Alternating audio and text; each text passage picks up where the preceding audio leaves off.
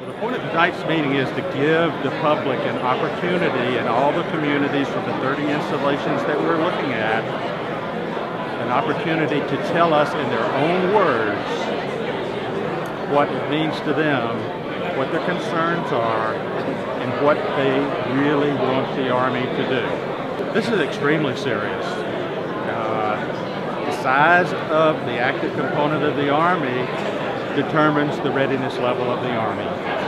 So any decisions that we make are going to be difficult. On top of it, the communities around the installations have supported our soldiers and their families while they've been deployed. We have a very special relationship with these communities, and we're as concerned about them as we are with everything else. The first thing is to explain to you the Army's process. And I think the key word there is transparency. We owe you nothing less than transparency, and you should expect nothing less from us. The other reason why we're here this evening is to hear what you have to say, so we can take that back to the Secretary of the Army, the Chief of Staff of the Army, so they can have all that information put together as they make these critical decisions as we move forward. I assure you that this is not something that we take lightly.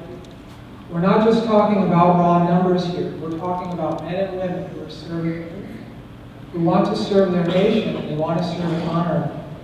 And those are the things that we're all going to be grappling with as we move forward on this whole process. Of course, Fort Hood was one of the installations that was analyzed for 16,000, but that was the same for all of the multiple VCT installations. And General McFarland mentioned about the VCT count. We now have 32 in the active components. And the number that we're going down to at this point, we're still unsure. It is something that we're analyzing back in the Pentagon, and we'll continue to do so until we have a decision, like I said earlier, late spring or early summer. So the process, and I think the next slide lays this out very well. If you look at the top right of the slide, I'll just highlight where we are now. We're at the listening section. That's so we can gather all of your information, and we can take it back. We will package it for the senior leaders and relay all of this out in front of them to make these critical decisions. Of course, if you look at the other side of it, the force structure guidance, what drives all of this, you'll see some of it is the budget, of course, and you have the current defense strategy, and as well as the total force analysis. All of that will be put together for this final decision that we're going to make. So what are all the things that the Chief of Staff and the Secretary are going to use to make the decision? And I think the next slide sort of lays this out well.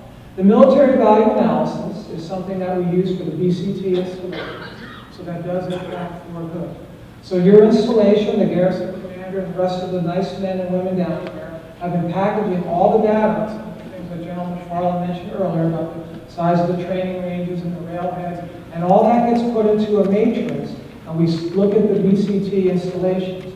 But of course, there's also the strategic considerations that they're going to have to use to make these decisions, as well as some of the other ones. And you'll notice one that is also on there is the listening session. These cuts are direct correlation to the effects of sequestration. The Budget Control Act of 2011 put this system in place where the cuts are automatic, irregardless of what else is going on. You know, the Army's going to do the very best it can under any circumstances. And it's a question of risk in the national security strategy, and the leadership is going to have to make some tough decisions.